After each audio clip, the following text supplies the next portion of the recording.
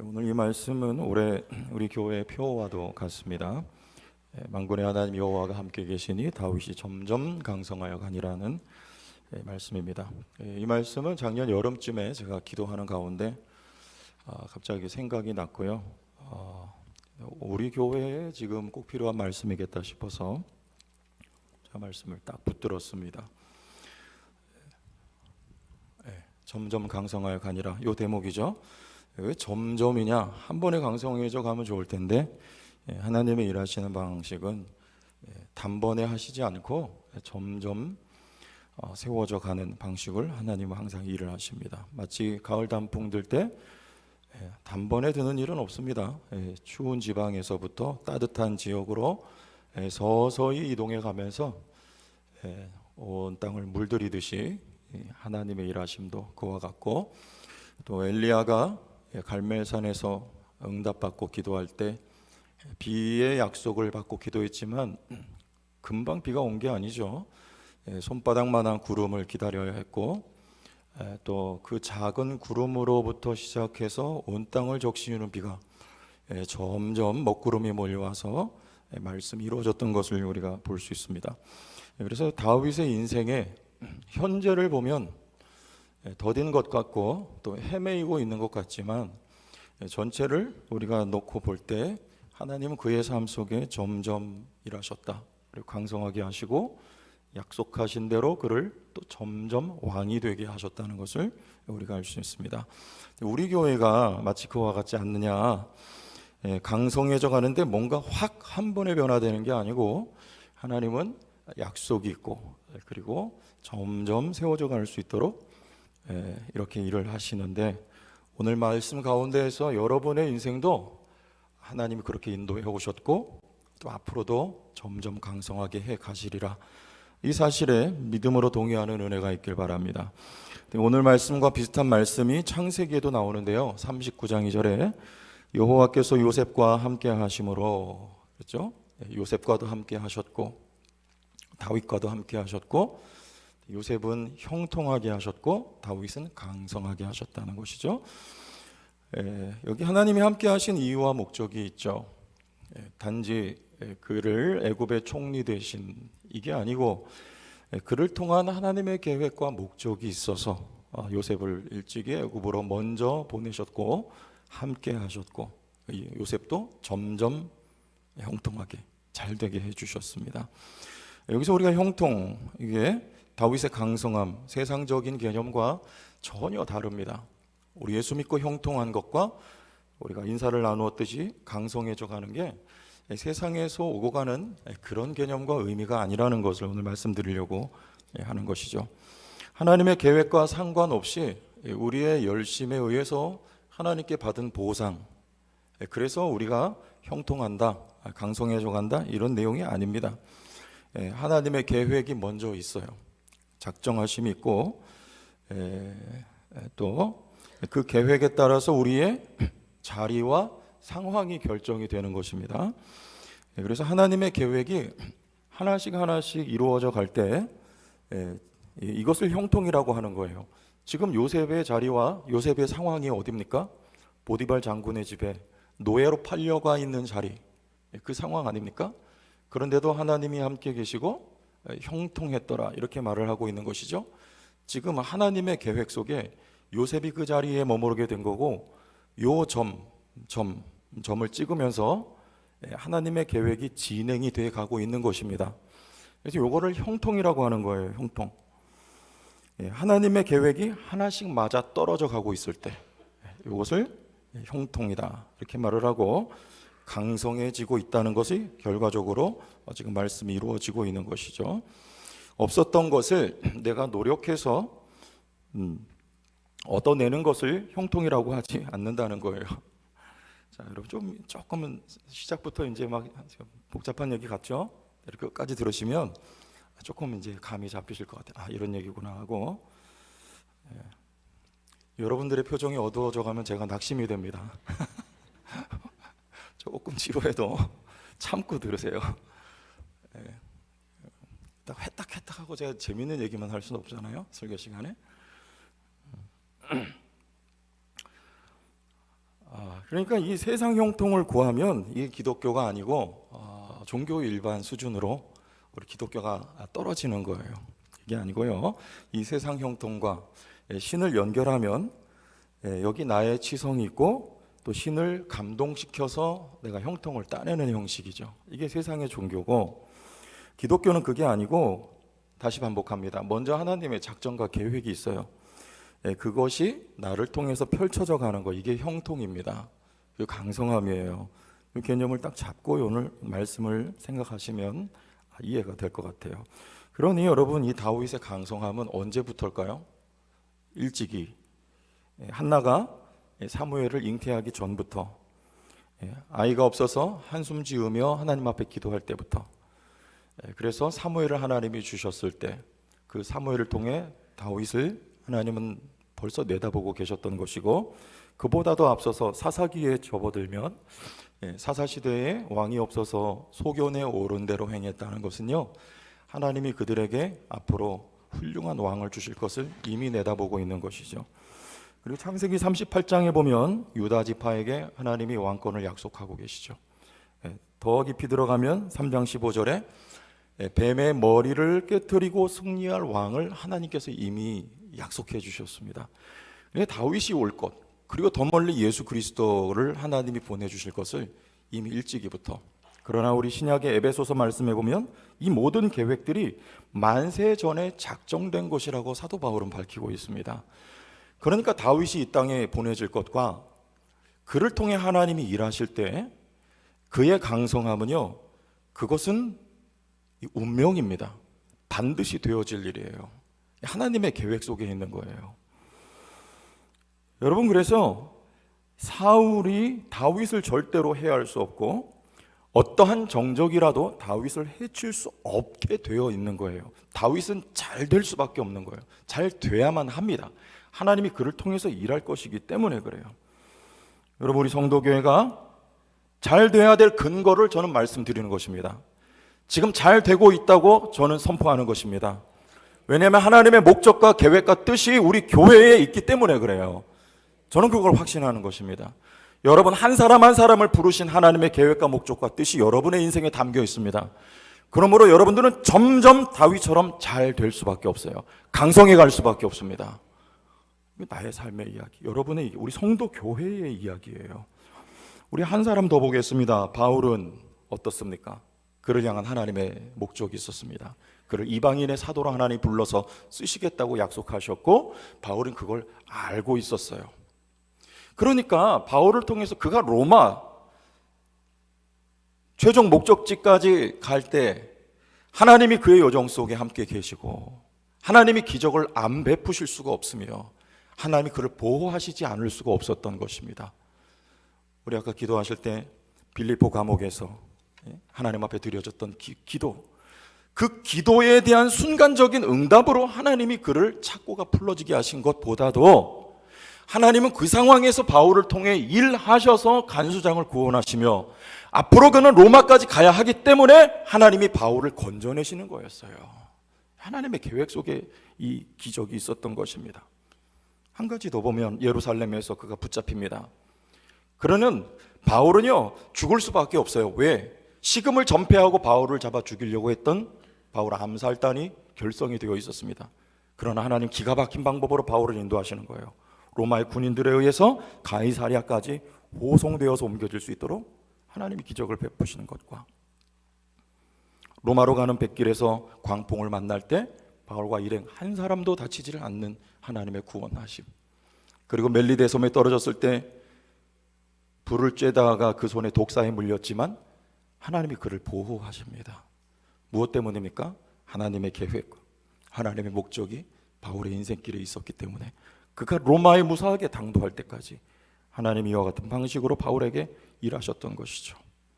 우리는 여기서 세 가지 확신을 가질 수 있습니다. 첫째는 하나님이 우리와 함께 하신다는 확신입니다. 여호와께서 요셉과 함께 하심으로 그가 형통한 자가 되었고, 오늘 본문에도 만군의 하나님 여호와께서 다윗과 함께 계시니 그랬습니다. 여러분, 하나님은 여러분과 함께 계십니다. 여기 함께라는 이 전치사는 임씨 계십니까? 이건 우리 예수님의 이름 임마누엘과 같아요. 임마누엘. 하나님이 우리와 함께 하신다. 여기서 다윗과 함께 하신다. 이게 임이에요. 이건 with라는 말로 다 담을 수가 없어요. 그거보다 훨씬 더 하나님과 다윗의 그 친밀한 관계를 표현하고 있는 거예요. 창세기 5장에 에녹이 하나님과 동행하더니 할 때 이것보다도 훨씬 더 친밀한 관계. 하나님은 다윗과 깊숙이 그의 인생에 개입하시고 그와 함께 걸어가셨던 함께 하신 하나님. 오늘 우리에게 임마누엘, 여러분과 그렇게 동행하고 계시는 하나님이시죠.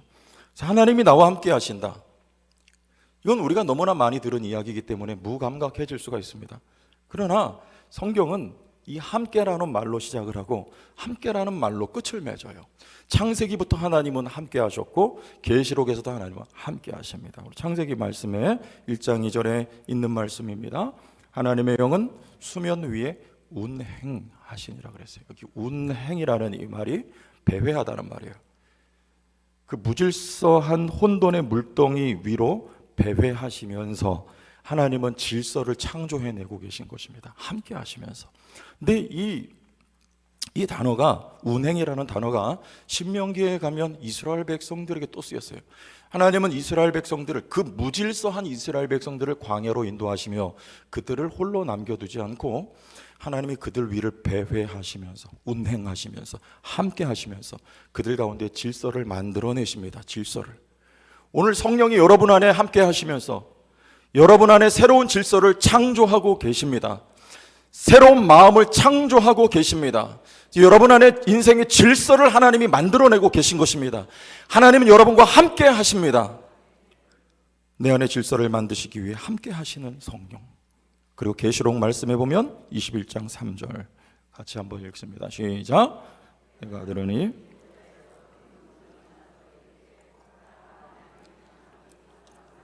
함께 있음에 하나님이 그들과 함께 계시리니 그들은 하나님의 백성이 되고 하나님은 친히 그들과 함께 계셔서 거기서는 유질서의 상태가 완전 완성이 됩니다. 하나님이 나와 함께, 그리고 누구도 나도 하나님과 함께. 이 질서의 완성이에요. 하나님은 여러분 안에 질서를 창조하시고 여러분을 통해 주의 뜻 이루기 위해서 오늘도 함께 계심을 믿으시기를 바랍니다. 하나님은 여러분 영원토록 떠나지 아니하시고 함께 하십니다. 함께 하신 하나님이에요. 두 번째, 만군의 하나님 여호와는 우리를 위해 싸우시는 하나님입니다. 싸울 일이 뭐 그렇게 많냐? 우리 성도 교회를 위해 하나님이 싸워주십니다. 에베소서 6장에 전신갑주를 입으라는 말은 전쟁이 여전히 있다는 말입니다. 영적인 전쟁이 있습니다. 악한 마귀 권세는요, 오늘도 호시탐탐 교회를 무너뜨리기 위해서 노리고 있고 일하고 있습니다. 우리가 저들을 다 대항할 수 없지만 하나님은 살아계셔서 교회를 지키시고 교회를 대신하여 하나님이 싸우세요. 왜냐? 이 교회를 통해서 하나님의 뜻과 목적을 이루어내셔야 하기 때문입니다. 그 다윗이 골리앗과 싸울 때 다윗이 말하는 거예요. 만군의 여호와의 이름으로 내가 나아가노라는 거예요. 이 싸움의 승리의 근원은 만군의 여호와 하나님이라는 것을 다윗은 밝히면서 나갔습니다. 다윗은요, 손 하나 까딱하지 않고 이겨요. 사울은 다윗을 죽이려고 일생을 쫓아다녔지만 다윗은 손 하나 까딱한 적이 있습니다. 옷자락 뺐어요. 그거 외에는 없어요. 다윗의 정적들이 많이 있었지만 다윗은 손 하나 까딱하지 않아요. 자중질환에 빠져서 자기들 스스로 멸망해요. 누가 하신 일이냐? 하나님이 다윗을 위해서 싸우신 결과예요. 아히도벨이라는 사람이 있었습니다. 다윗의 편에 있다가 다윗을 배신합니다. 그러나 아렉 사람 후세가 다윗과 함께하고 아히도벨은 후세를 이길 방법이 없는 거예요. 스스로 자기 목숨을 끊어버립니다. 누가 하신 것이냐? 하나님이 다윗을 보호하시기 위해, 하나님이 다윗을 위해 싸우신 결과예요. 오늘 말씀 윗부분에 보면 예루살렘 성이 난공불락의 요새입니다. 아무도 그 성을 차지할 장수는 없었어요. 그러나 다윗에겐 못 당하는 거예요. 다윗이 그 성을 차지합니다. 하나님이 다윗과 함께 계시고 싸우셨기 때문입니다. 우리는 우리의 영적인 태도는 어떠해야 되겠는가? 따라합시다. 나는 물이 되기 원합니다. 세상에서는 우리 물이 되면 기분 나빠해요. 저게 나를 물로 보내 그러는 거예요. 나를 물로 보내. 그러나 여러분, 우리 영적인 세계에서는 우리는 물이 되어야 돼요. 물인 첫째는요, 유연하죠. 손자병법에도 나오는 이야기예요. 여러분, 물이 되라는 거. 그릇에 네모난 그릇에 담으면 물은 네모나게 담기고, 둥글한 그릇에 담기면 물은 둥그랗게 담깁니다. 여러분, 이게 물의 성질이에요. 두 번째, 물은 겸손합니다. 물은 높은 곳에서 낮은 곳으로 항상 흘러요. 세 번째, 물은 생명의 근원입니다. 그래서 물은 만물을 살려요. 하나님 앞에 우리는 물과 같이 유연해야 됩니다. 마치 다윗이 물과 같았어요. 사울이 밀어내면 밀어내는 대로 대항하지를 않고 쫓겨다닙니다. 가동왕 아기스 앞에 가서도요, 그럴 수 있어요. 나는 이스라엘의 기름 부은 왕이다고. 그러나 그렇게 하지 않습니다. 미친 채를 합니다. 수염에 침을 흘리면서. 그러면서 쫓겨나요. 마치 물 같아요. 대쪽 같지 않아요. 여러분, 우리는 대쪽 같은 거 이야기하는데 하나님 앞에서나 우리 사람 관계 속에서 대쪽 같은 거 별로 좋은 거 아니에요. 물 같아야 돼요. 물 같아야 돼요. 여러분, 물이 힘 있다는 거 아세요? 우리는 물이 되고 하나님이 불이면 돼요. 하나님이 싸워 승리하게 하시고, 하나님이 여러분의 바위가 되셔서 여러분을 요동하지 않고 흔들리지 않게 하시는 하나님 앞에 여러분의 일생 우리 물같이 살아가게 되기를 원합니다. 그것은 하나님이 나 위에 싸우신다는 것을 믿는다는 의미예요. 나는 다 양보하고, 나는 가만히 있고 막고 있고. 여러분, 질 것 같죠? 오늘 말씀을 봅시다. 하나님이 이렇게 하세요. 5장을 봤는데요, 1절 말씀 봅시다. 이스라엘 모든 지파가 헤브론에 이르러 누구에게 나옵니까? 다윗에게 나와요. 왕 되어달라고 간청을 합니다. 3절로 건너가 봅시다. 같이 읽어주실까요? 시작. 이에 이스라엘 모든 장로가 헤브론에 이르러 왕에게 나오매 다윗 왕이 헤브론에서 여호와 앞에 그들과 언약을 맺으매 그들이 다윗에게 기름을 부어 이스라엘 왕으로 삼. 누가 삼았어요? 온 이스라엘 장로들과 이제는 백성들이 다윗 앞에 나와서 무릎을 꿇고 제발 왕이 되달라고 하는 거예요. 그 기름 부어서 온 이스라엘의 왕을 삼습니다. 누가 일하십니까? 하나님이 일하세요. 우리는 하나님 앞에 물이 되어 겸손하게, 사람을 상대할 때 물이 되어 양보함으로 하나님이 여러분을 위해서 일해 주시는 그 믿음의 은혜와 역사가 우리에게 있는 줄로 여러분들 믿으시기 바랍니다. 하나님이 우리 위해 싸우세요. 우리 위해 싸우세요. 세 번째는 하나님이 우리를 기르세요. 시편 105편 17절에서 19절 가봅시다. 그가 한 사람을 앞서 보내셨으며 요셉이 종으로 팔렸도다. 그의 발은 작고를 차고 그의 몸은 쇠사슬에 매였으니 곧 여호와의 말씀이 응할 때까지라. 그의 말씀이 그를 단련하였도다. 요셉과 함께 하셨고 다윗과 함께 하셨고 바울과 함께 하셨습니다. 그런데 힘들어요. 발의 착고가 몸의 쇠사슬에 매여 있습니다. 무엇 때문입니까? 연단. 하나님이 기르시는 거예요. 하나님은 우리와 함께 하시면서, 하나님은 성도교회와 함께 하시면서 40년 넘도록 하나님께서 성도교회를 이만큼 길러주신 거예요.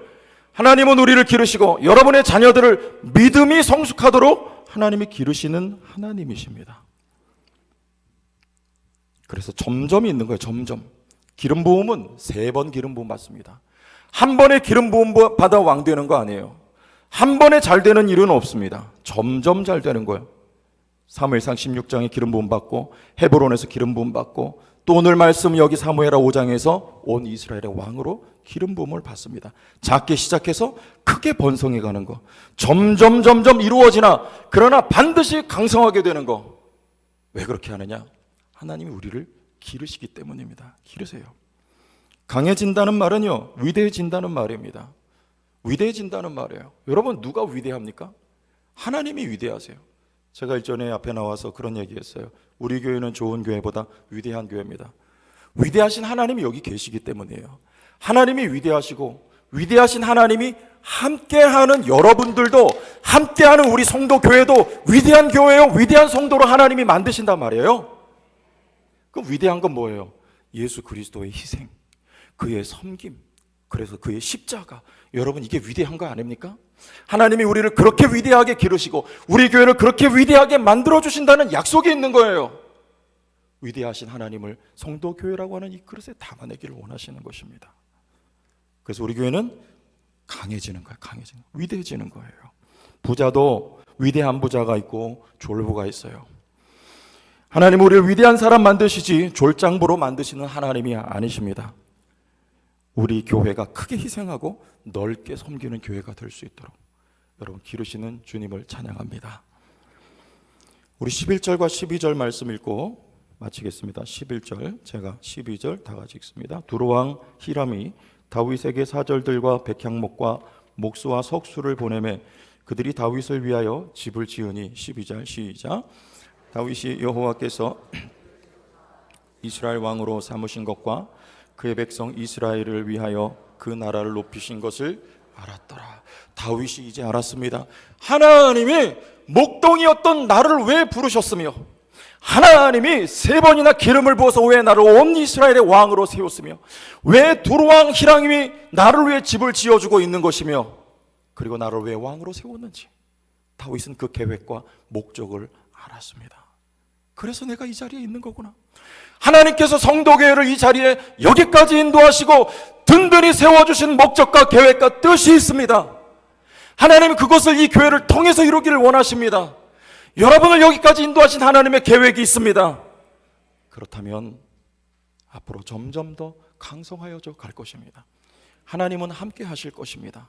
하나님은 이 교회를 위해 하나님이 싸우실 것입니다. 하나님이 우리를 길러 위대한 사람들과 교회로 만들어 주실 줄 믿으시기 바랍니다.